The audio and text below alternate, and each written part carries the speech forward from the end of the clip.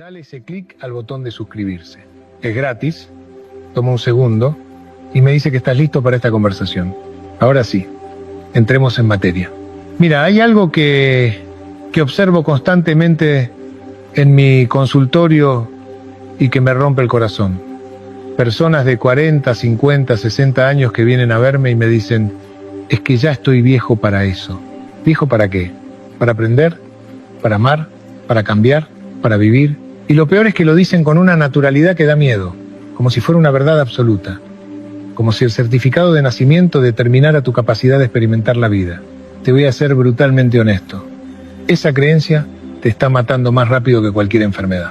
Porque verás, existe una diferencia abismal entre envejecer y oxidarse, entre sumar años y restar vitalidad, entre celebrar cumpleaños y enterrar sueños. Y esa diferencia no tiene nada que ver con la genética, ni con la suerte, ni con cuánto dinero tienes en el banco. Tiene que ver con decisiones. Decisiones que tomás cada día, muchas veces sin darte cuenta. Decisiones que parecen insignificantes, pero que se van acumulando como gotas de agua que pueden llenar un vaso o erosionar una montaña. Ahora, antes de continuar, necesito que entiendas algo crucial. Lo que voy a compartir contigo no son teorías. No son consejos sacados de un libro de autoayuda barato. Son observaciones de décadas trabajando con personas reales, con historias reales, con dolores reales y también con victorias reales. Y hay un elemento en particular, uno que dejaré para el final, que es el más poderoso de todos. Es el que marca la diferencia entre aquellos que florecen en la vejez y aquellos que simplemente sobreviven. Quédate hasta el final, porque ese último elemento puede cambiar todo lo que creías saber sobre envejecer. Déjame contarte sobre Roberto. Roberto llegó a mi consultorio hace unos años con 67 años recién cumplidos. Se sentó frente a mí con los hombros caídos, la mirada apagada, y me dijo algo que nunca olvidaré. Doctor, vengo porque mi esposa me obligó. Ella dice que estoy deprimido. Pero yo le digo que no estoy deprimido, simplemente estoy viejo. Esto es lo normal a mi edad. ¿Lo normal a su edad? Le pregunté qué hacía en un día normal. Me describió una rutina que haría llorar a cualquiera. Se levantaba, desayunaba mirando las noticias, se sentaba en su sillón favorito, veía más televisión, comía lo que su esposa le preparaba, dormía una siesta, más televisión, cena y a la cama, día tras día, semana tras semana, año tras año. ¿Y eso te hace feliz?, le pregunté. Se quedó en silencio. Un silencio largo, incómodo. Finalmente dijo, no sé si soy feliz, pero tampoco sé si se supone que deba hacerlo a esta edad. Ahí estaba. La primera gran mentira que nos contaron sobre el envejecimiento, que a cierta edad ya no tienes derecho a esperar nada de la vida, que conformarse es madurez, que resignarse es sabiduría. Mentira, absoluta y completa mentira. La verdad es esta, y escúchame bien porque es fundamental. Tu cerebro, tu cuerpo, tu espíritu no conocen la resignación, conocen la adaptación, conocen el crecimiento, conocen la transformación. Pero solo si tú se lo permites. Y aquí viene el primer hábito, el primero de esos elementos que separan a quienes envejecen con vitalidad de quienes simplemente se apagan. Verás, hay algo fascinante que sucede cuando una persona deja de ser curiosa. No es que envejezca, es que se fosiliza. Se convierte en una versión estática de sí misma, atrapada en un bucle de ya lo sé todo, ya he visto todo, ya nada me sorprende. La curiosidad no es un lujo. No es algo bonito de tener. Es el combustible fundamental de la vida. Es lo que mantiene tu cerebro formando nuevas conexiones neuronales. Es lo que te hace levantarte por la mañana con ganas de descubrir algo nuevo. Es literalmente lo que te mantiene vivo en el sentido más profundo de la palabra. ¿Y sabés qué es lo más hermoso? Que la curiosidad no tiene edad de caducidad. Puedes ser curioso a los 20, a los 50, a los 80. Conozco personas de 90 años que me hacen más preguntas que algunos jóvenes de 20. Y no son preguntas superficiales. Son preguntas que brotan de un genuino deseo de entender, de aprender, de crecer. Pero aquí está el problema. Vivimos en una cultura que venera la certeza, que premia al que tiene todas las respuestas, que confunde el reconocer no sé con debilidad. Y en ese proceso matamos la curiosidad, especialmente cuando envejecemos. Porque se supone que a los 60 o 70 años ya deberías saber cómo funciona el mundo. Te voy a decir algo radical. No sabes. Yo no sé. Nadie sabe completamente. Y eso no es una tragedia, es una bendición, porque significa que siempre hay algo nuevo por descubrir, algo nuevo por aprender, algo nuevo por experimentar. Volviendo a Roberto, le hice una pregunta simple: ¿qué es algo que siempre quisiste aprender pero nunca lo hiciste? Tardó en responder, como si tuviera que excavar en algún rincón olvidado de su mente. Finalmente dijo: siempre quise aprender a tocar la guitarra, pero ya es tarde para eso. ¿Por qué es tarde?, le pregunté. No tenía respuesta, solo tenía una creencia que lo estaba matando lentamente. 6 meses después, Roberto volvió a mi consultorio. Traía su guitarra, me tocó una canción sencilla, llena de errores, pero tocada con una sonrisa que no le había visto en nuestro primer encuentro. ¿Sabés qué descubrí?, me dijo, que cuando estoy aprendiendo algo nuevo, no pienso en mi edad, no pienso en mis dolores, no pienso en lo que ya no puedo hacer, pienso en la siguiente nota, en el siguiente acorde, en la siguiente canción que quiero aprender. Eso es la curiosidad en acción, eso es lo que mantiene joven a una persona, sin importar los años que tenga. Ahora, ¿cómo cultivas este hábito? No es complicado, pero requiere intención. Requiere que cada día conscientemente busques algo que no sepas. Puede ser algo pequeño. ¿Cómo funciona ese electrodoméstico que usas todos los días? ¿Qué significa esa palabra que escuchaste y no entendiste completamente? ¿Cómo se hace ese platillo que comiste en el restaurante? Pregunta. Investiga. Aprende. No por obligación, no para impresionar a nadie, sino por el puro placer de expandir tu comprensión del mundo. Ese placer, esa sensación de descubrimiento, es un elixir más poderoso que cualquier medicamento antienvejecimiento. Pero la curiosidad sola no es suficiente. Hay otro elemento, igualmente crucial, que trabaja en conjunto con ella, y este es aún más controversial porque va en contra de todo lo que nos enseñaron sobre comportarnos según nuestra edad. Ahora déjame ser claro desde el principio. No te voy a decir que te inscribas en un gimnasio. No te voy a hablar de rutinas extenuantes ni de correr maratones. Eso es para quien quiera hacerlo, y está bien, pero no es de lo que quiero hablarte. Quiero hablarte de algo más profundo, más fundamental. La relación que tienes con tu propio cuerpo. ¿Sabes cuál es una de las diferencias más notables entre alguien que se siente joven y alguien que se siente viejo? No es cuánto se mueven, es cómo se mueven, es la relación que tienen con su propio cuerpo. Te lo pongo así. Hay personas de 40 años que se mueven como si su cuerpo fuera una carga, un enemigo, algo que deben soportar. Y hay personas de 80 que se mueven con una fluidez, una gracia, una conexión con su cuerpo que es hermosa de ver. La diferencia no es física, bueno, no solo física, es mental, es emocional. Es la diferencia entre habitar tu cuerpo y simplemente ocuparlo. Recuerdo a Elena, una paciente de 75 años que vino a verme porque, en sus palabras, ya no reconocía su cuerpo. Me explicó que se miraba al espejo y veía a una extraña, que se movía de formas que no entendía, que su cuerpo la había traicionado. Le pedí que se pusiera de pie, que caminara por mi consultorio. Lo hizo con rigidez, con miedo casi, como si el piso pudiera ceder en cualquier momento. ¿Cómo te sientes cuando caminas?, le pregunté. Insegura, asustada, como si fuera a caerme en cualquier momento. ¿Y cuándo fue la última vez que prestaste atención a cómo caminas? A cómo se sienten tus pies cuando tocan el suelo, a cómo se mueven tus caderas, a cómo balanceas tus brazos. Silencio. Nunca admitió finalmente. Simplemente camino. O bueno, solía caminar. Ahora casi no salgo de casa porque tengo miedo. Ahí estaba el problema. Elena no se había desconectado de su cuerpo de repente.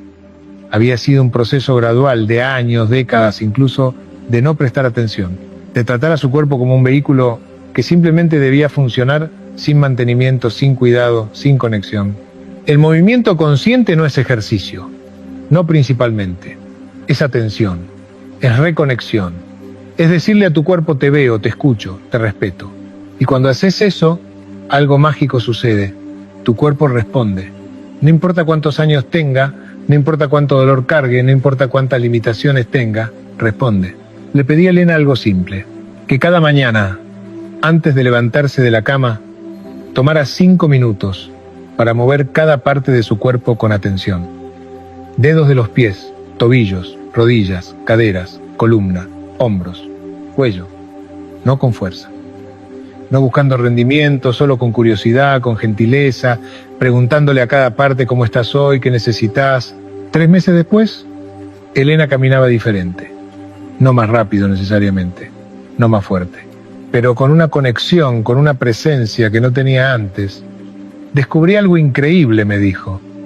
Mi cuerpo no es mi enemigo, nunca lo fue. Yo fui quien dejó de escucharlo.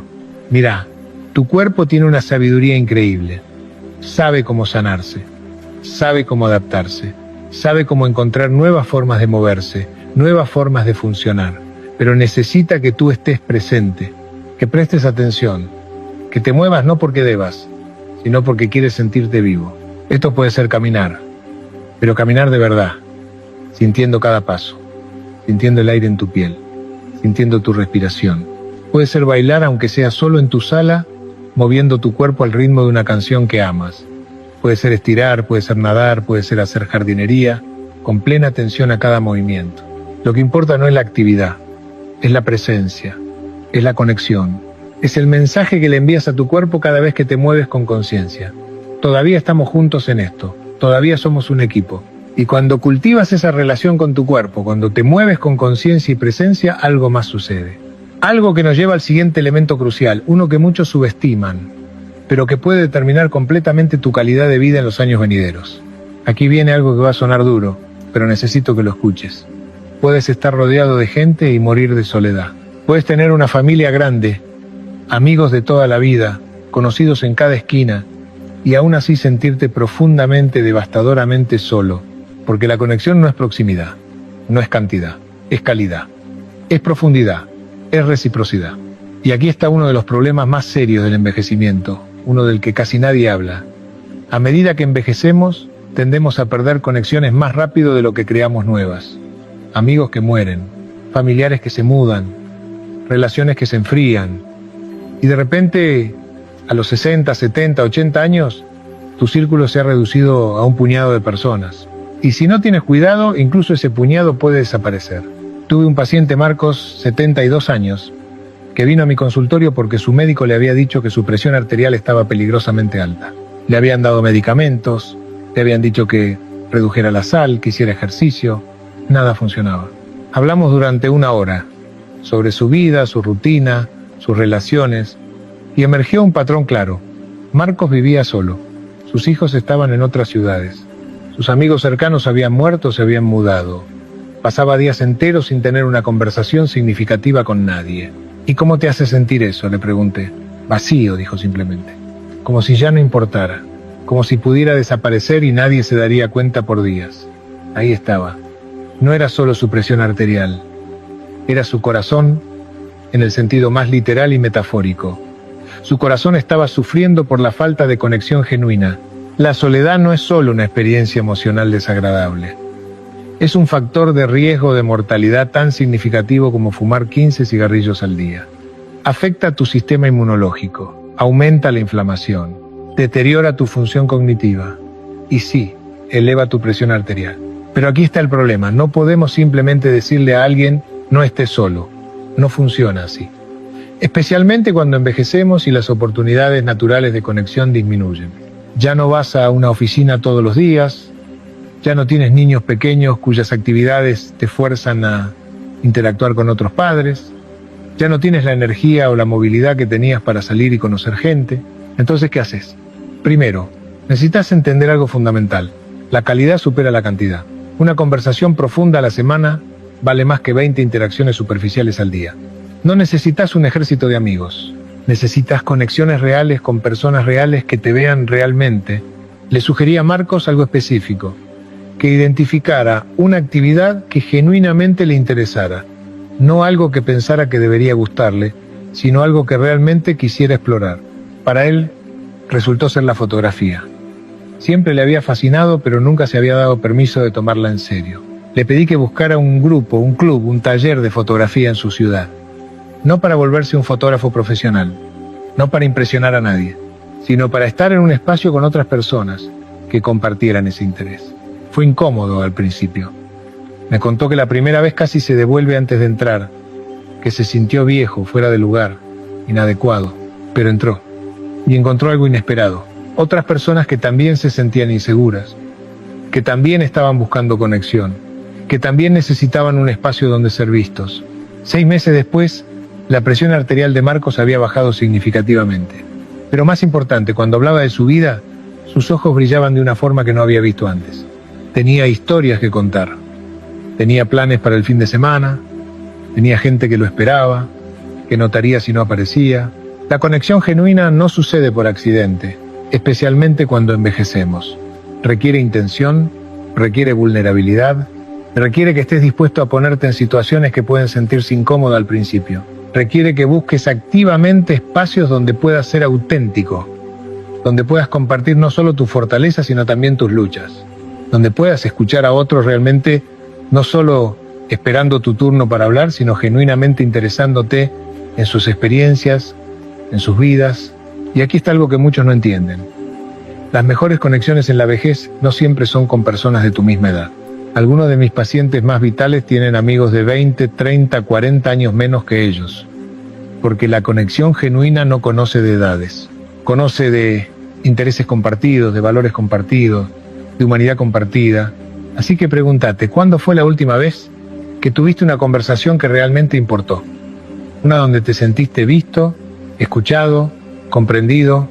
Si no puedes recordar, es momento de ser intencional al respecto. Es momento de crear espacios para esas conexiones. Porque, déjame decirte algo, puedes comer perfectamente, puedes ejercitarte religiosamente, puedes tomar todos los suplementos del mundo, pero si estás solo, si no tienes conexiones genuinas, vas a envejecer más rápido y más dolorosamente de lo necesario. Ahora, hay algo más que necesito compartir contigo, algo que está profundamente conectado con esto, pero que muchos pasan por alto completamente. Y tiene que ver con cómo te hablas a ti mismo cuando nadie más está escuchando. Quédate porque esto es crucial y estamos acercándonos a ese elemento final que te prometí, ese que cambia todo. Déjame hacerte una pregunta incómoda. ¿Cómo te hablas a ti mismo? No me refiero a cuando las cosas van bien. Me refiero a cuando cometes un error, cuando te duele algo, cuando te miras al espejo y ves las arrugas, las canas, los cambios que el tiempo ha dejado en tu cuerpo. ¿Qué te dices? Para la mayoría de las personas, especialmente a medida que envejecen, esa voz interna es brutal, es crítica, es despiadada. Dicen cosas sobre sí mismas que nunca se atreverían a decir a otra persona. Estúpido, ¿cómo puedes olvidar eso otra vez? Mírate, estás hecho un desastre, eres una carga. ¿Te suena familiar? Y lo peor es que ni siquiera nos damos cuenta. Esa voz se ha vuelto tan normal, tan constante, que la aceptamos como la verdad en lugar de reconocerla por lo que es. Un hábito destructivo que está erosionando tu bienestar desde adentro. Tuve una paciente, Carmen, 81 años, que me decía: doctor, yo sé que soy una molestia para mis hijos, sé que están esperando que me muera para poder seguir con sus vidas. Le pregunté si sus hijos le habían dicho algo así. No, admitió, pero lo sé, lo veo en cómo me miran. Pasamos semanas explorando esto. Resultó que lo que Carmen veía en los ojos de sus hijos no era impaciencia o rechazo, era preocupación, era amor. Pero Carmen no podía verlo porque su diálogo interno era tan tóxico, tan lleno de autocrítica y autodesprecio, que coloreaba todo lo que percibía.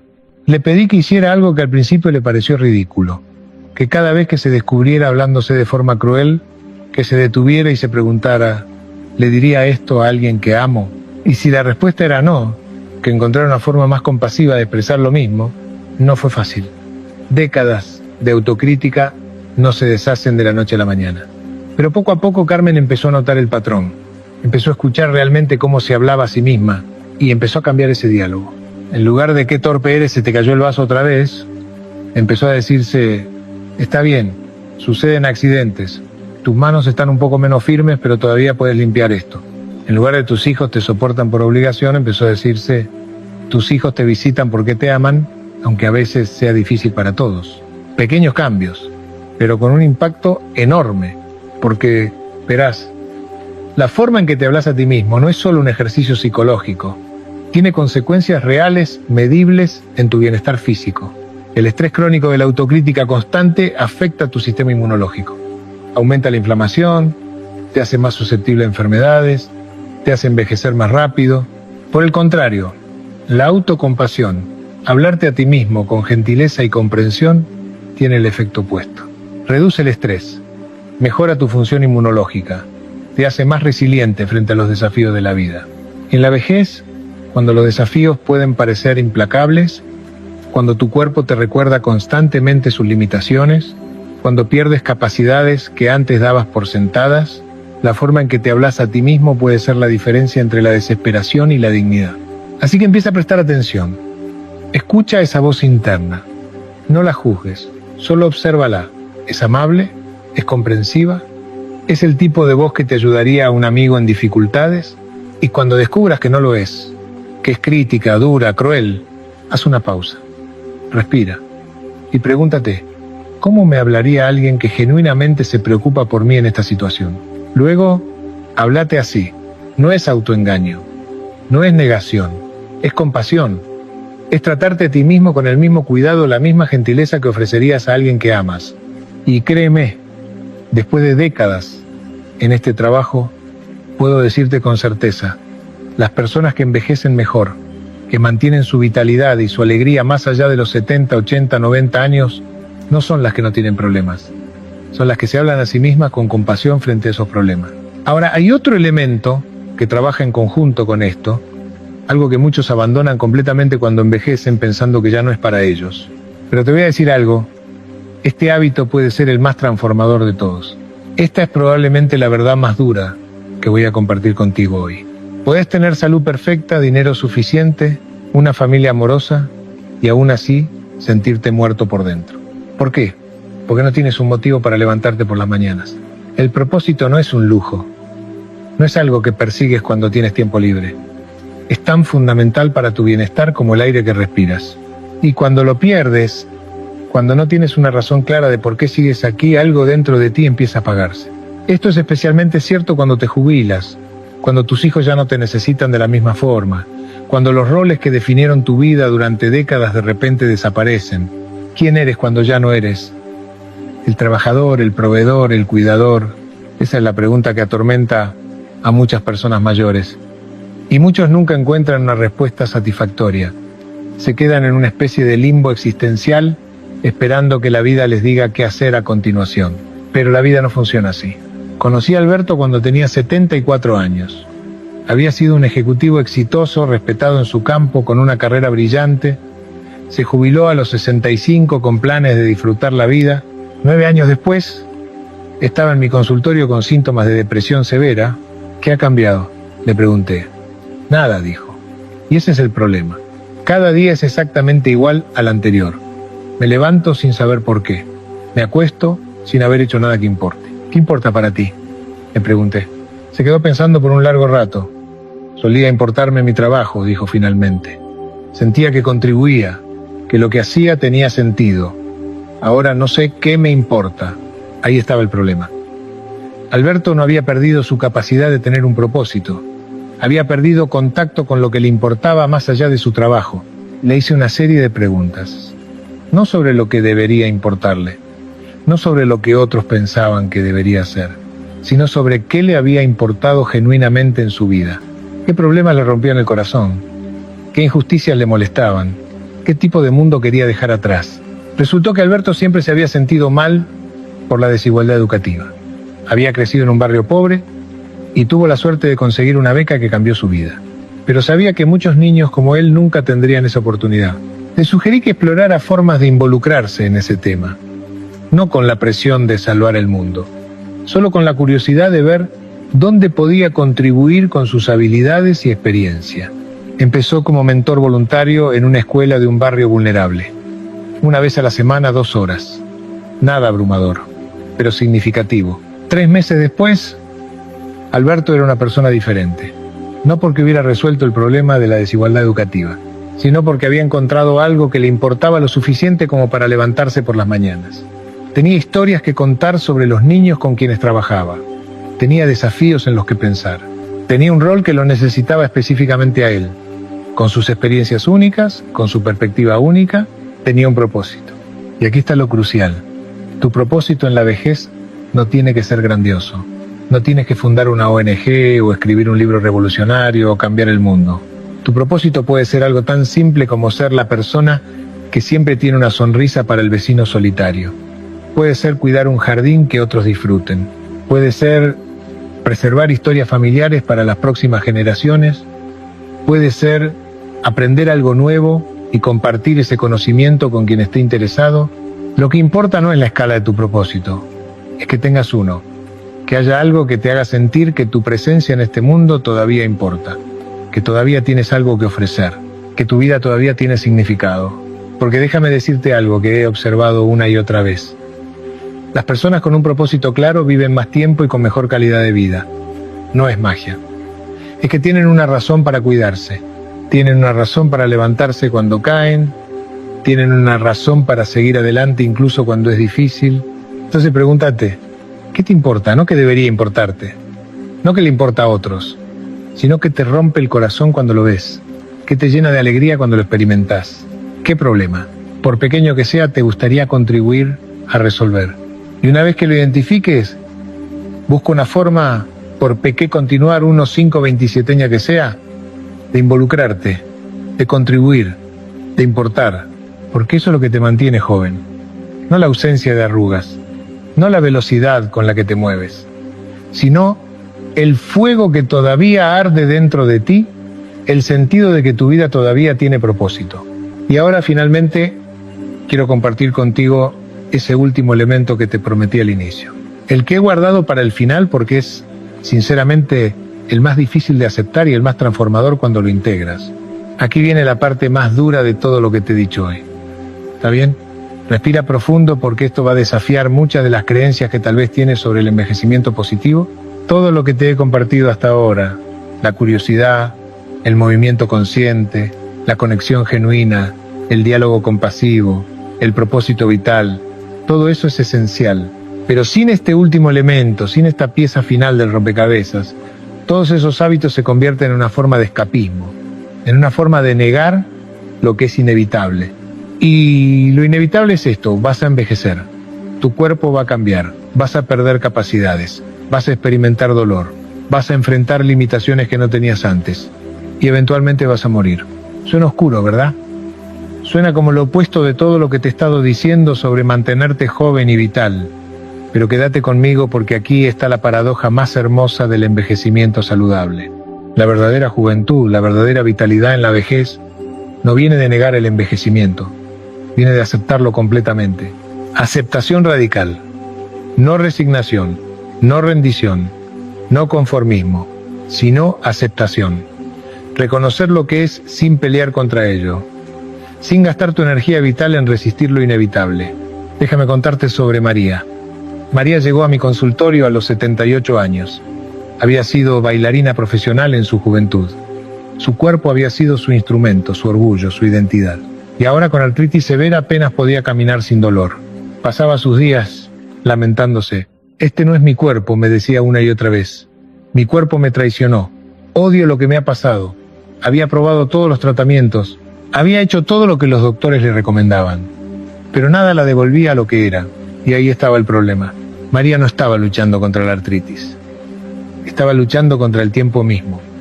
Estaba luchando contra la realidad de que los cuerpos cambian, de que nada permanece igual para siempre. Le pregunté, ¿qué pasaría si dejaras de pelear? Me miró como si hubiera dicho la mayor herejía. ¿Dejar de pelear? ¿Rendirme? No rendirte, le aclaré. Aceptar. ¿Qué pasaría si aceptaras que este es tu cuerpo ahora? No el cuerpo que tuviste a los 20 o a los 40, sino el cuerpo que tienes hoy, con sus capacidades actuales, con sus limitaciones actuales. ¿Qué pasaría si dejaras de comparar este cuerpo con el que fue y empezaras a relacionarte con el cuerpo que es? Fue un proceso largo, doloroso incluso, porque aceptar no es fácil, especialmente cuando lo que aceptás son pérdidas reales, dolorosas, significativas, pero algo cambió en María cuando finalmente soltó esa lucha. No es que su dolor desapareciera, no es que su artritis mejorara mágicamente, pero dejó de gastar tanta energía peleando contra lo inevitable, y esa energía pudo ir a otras cosas. Descubrió que aunque no podía bailar como antes, podía enseñar. Podía sentarse con jóvenes bailarinas y compartir décadas de conocimiento. Descubrió que su cuerpo, incluso con sus limitaciones, todavía podía experimentar placer. Una caminata lenta por el parque, el sol en su piel, una buena comida, la risa. No era lo mismo que bailar, nunca lo sería, pero era algo. Y al aceptar lo que había perdido, pudo apreciar lo que todavía tenía. Esta es la paradoja de la aceptación radical. Cuando dejas de pelear contra lo que no puedes cambiar, cuando aceptás completamente la realidad de tu situación, encuentras una libertad que no sabías que existía. La libertad de vivir en el presente en lugar de en el pasado o en una fantasía de cómo deberían ser las cosas. Mira, puedes hacer todos los hábitos positivos del mundo. Puedes ser curioso, moverte conscientemente, cultivar conexiones, hablarte con compasión, tener un propósito claro. Y todo eso va a mejorar significativamente tu experiencia de la vejez. Pero si todo eso lo haces desde un lugar de rechazo, si todo eso lo haces porque no puedes aceptar que estás envejeciendo, entonces estás construyendo sobre arena. Porque eventualmente el envejecimiento te alcanzará de formas que no puedes controlar. Y si no has cultivado la capacidad de aceptar, de soltar, de fluir con lo que es, vas a sufrir innecesariamente. La aceptación radical no significa que no te cuides. No significa que ignores tu salud o que no hagas esfuerzos por mantenerte vital. Significa que haces todo eso desde un lugar de amor y respeto por quien eres ahora, no desde el rechazo de quien ya no eres. Significa que puedes decir, sí, mi cuerpo ha cambiado. Sí, ya no puedo hacer todo lo que hacía antes, y eso duele. Es una pérdida real. Pero aquí estoy, todavía vivo, todavía capaz de experimentar, de aprender, de conectar, de importar diferentes capacidades, no menos valor. Esta es la verdad que tarda toda una vida en aprender. Tu valor como ser humano no depende de tu productividad, ni de tus capacidades físicas, ni de tu apariencia, ni de tu utilidad para otros. Tu valor es inherente. Existe simplemente porque existes. Y cuando internalizas eso, cuando realmente lo crees, el envejecimiento pierde su terror. No pierde su desafío, no pierde su dolor, pero pierde su poder de definirte, de degradarte, de convertirte en menos de lo que eres. Entonces sí, cultiva la curiosidad, muévete conscientemente, cultiva conexiones genuinas, háblate con compasión.